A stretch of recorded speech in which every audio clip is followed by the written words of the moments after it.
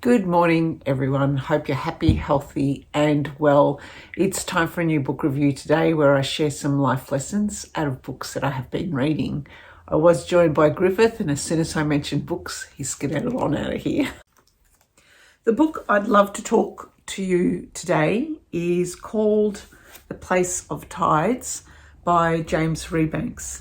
And he wrote this book in 2024, and you might know his work given that he's written a few other books, and these books all relate to a shepherd's life. And in fact, that was the title of his first book, and it was the first introduction that I had with his writing. And I know I've got the shepherd's life somewhere in my bookshelves around the house, but given that, unlike my husband, I have absolutely no order to my books. They're not in alphabetical order. They're not in any genre order. They're all over the house. I can't recall where I've placed the book so that I could show you. So let's talk about the book, because it was very interesting, but also of a different topic to what he usually writes about. James Rebanks is a farmer in the Lakes District. It's a lovely part of England, and one which I did visit some years back.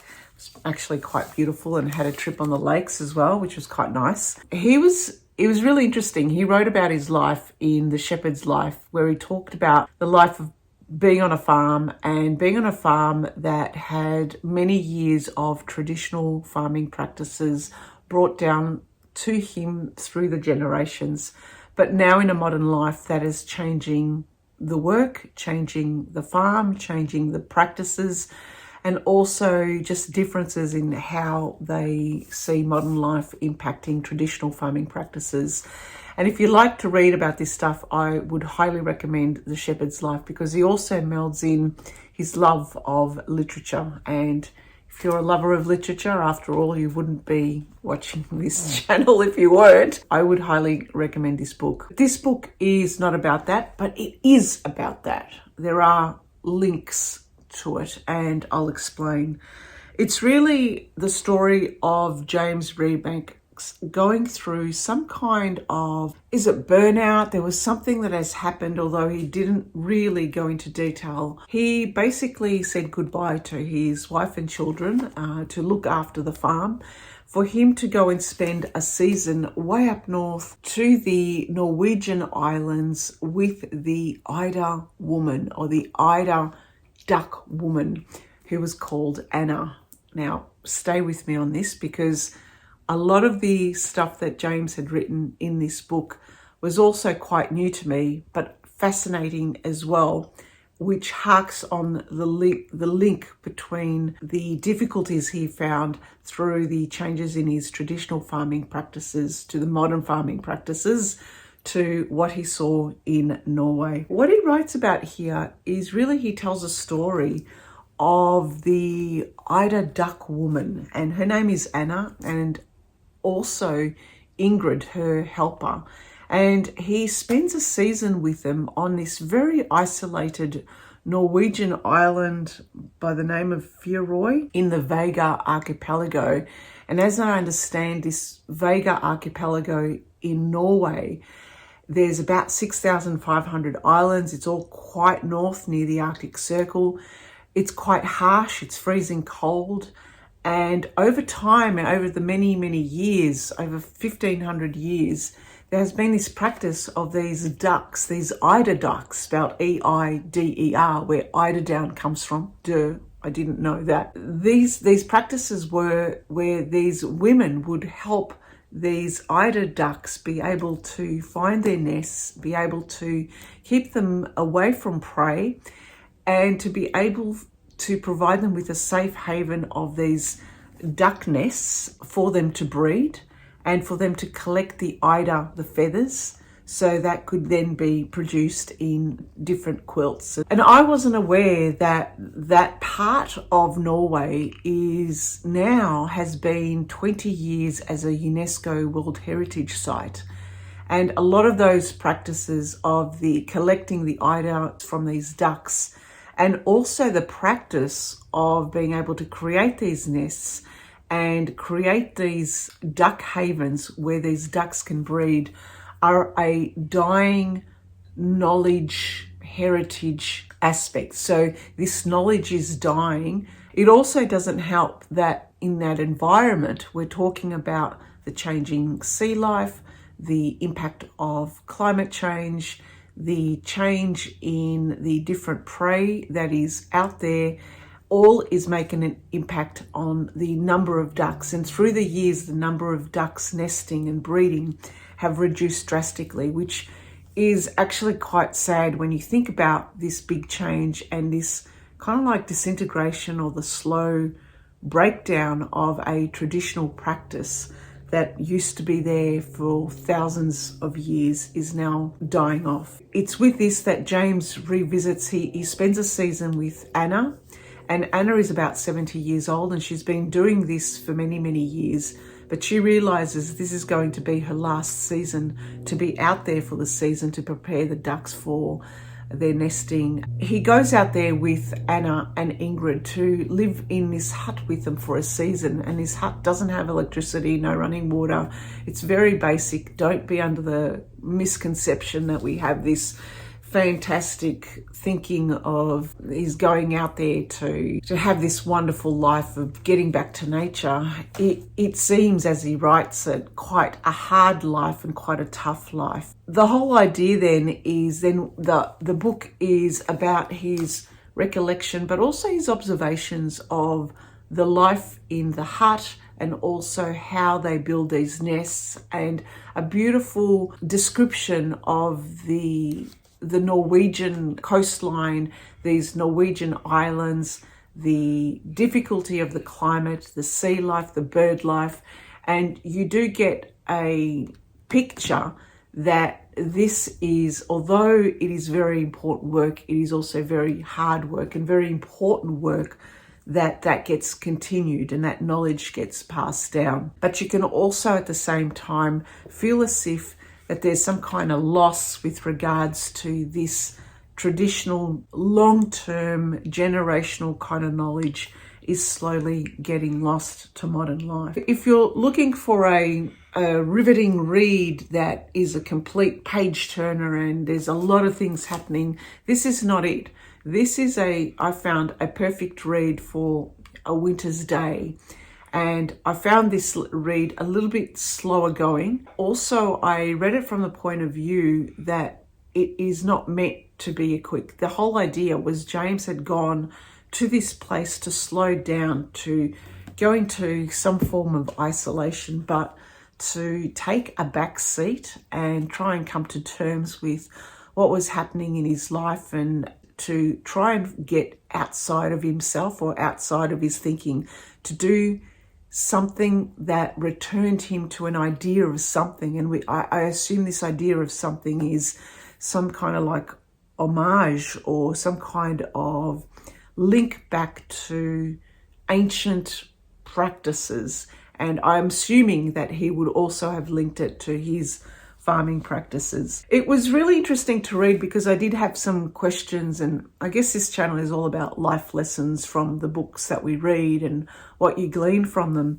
My first question and my first question mark, I thought, was how difficult would it have been to have been a male living with two women in a very isolated island, a very isolated place, and having to take a back seat from the decision making and from the leadership and from the directing, the guiding, the telling what to do and how to do it, and being guided by these two women, in particular Anna, who knew their stuff inside out. They knew the island, they knew the conditions, they knew the difficulties, and having to take a back step. And it was really interesting when he mentioned, I did that because the cat was scratching on the furniture. Griffith, no. It was interesting to see these behaviours, I guess the male behaviours when around women, when their husbands and the other males had come to the island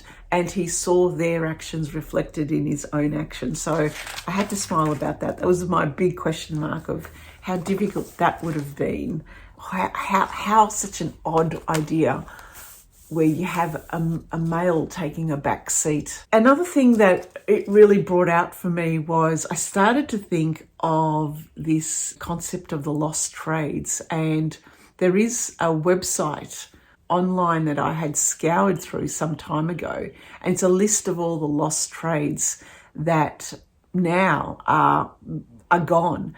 But sometimes you can get these lost trades coming up because now they've become artisanal, and there are people and workshops being created so these lost trades could still be made relevant or can still be around for people to learn about. And I just think in this modern day and age, it's so nice to learn a lost trade, even though you know you're not going to get anything by it. You're not going to, you'll get the satisfaction of creating something and building something that used to be very important in the past. It reminded me also of a trip that my husband and I went on when we went to Scotland. We went on a farm and we got a chance to speak to a Scottish farmer, and he had his sheepdogs, and these sheepdogs, I remember him talking about them so lovingly, but he was saying how difficult it was to run the farm,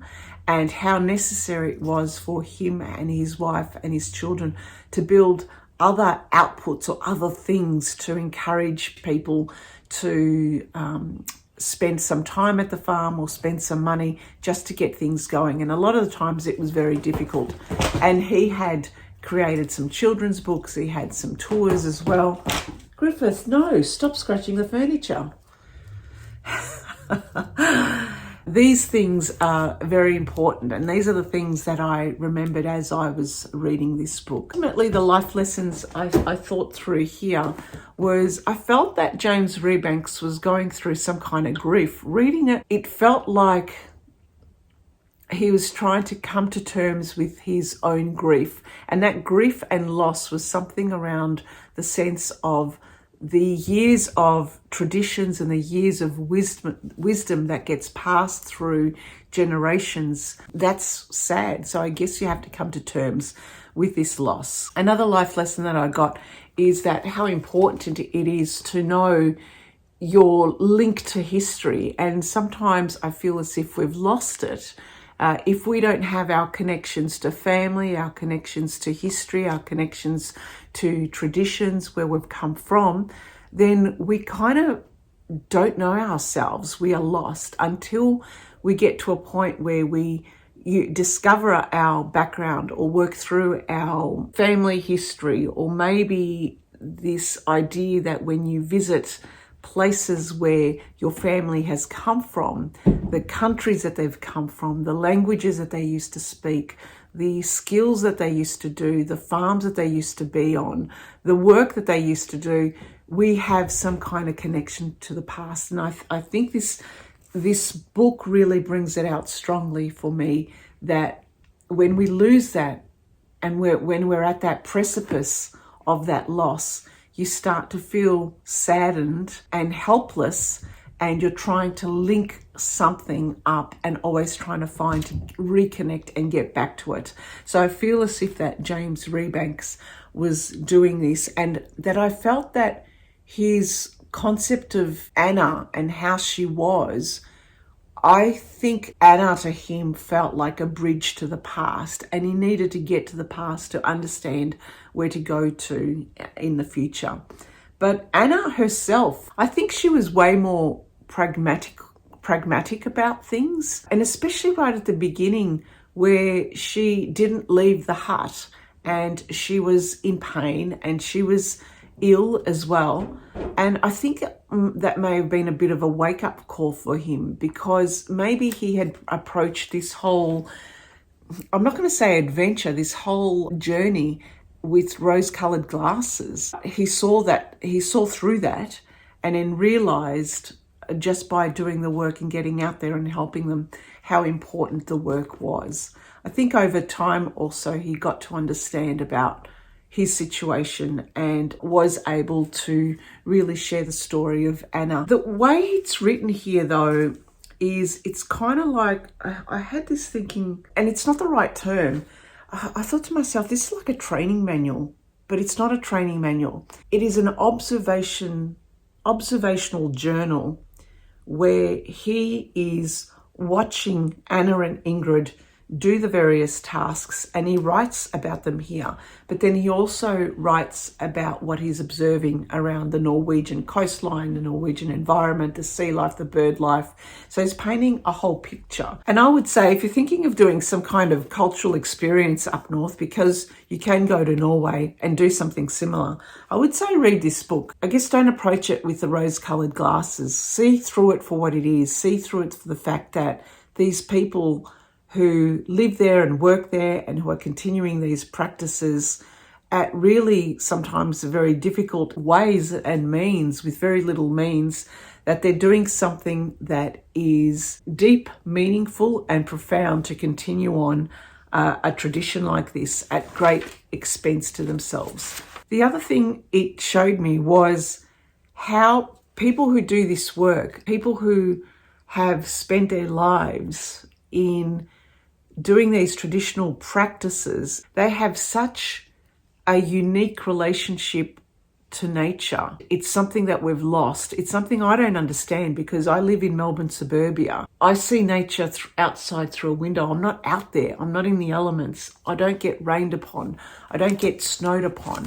I don't have sea life and bird life and animal life dependent on me. I don't know the seasons. And in some way, in modern life, we're disconnected from that. And seeing the Eider women, the Eider duck women who do this, they have such a unique relationship to their ducks. And the ducks and the humans have this very trusted relationship where they help each other to continue this practice. I would highly recommend this book, especially if you want a slow read and you want a read that kind of takes you away from yourself. Read this at a slow time. Just immerse yourself in it. But I would also say throughout it, have a look at the websites to do with this practice. And there's a lot of them Norwegian sites that talk about this practice, and there's even a Norwegian Heritage Centre that you can look at and see what they do, and you can even support it. That's all I have to say about the place of tides. Thank you for listening and thank you for watching. Bye for now.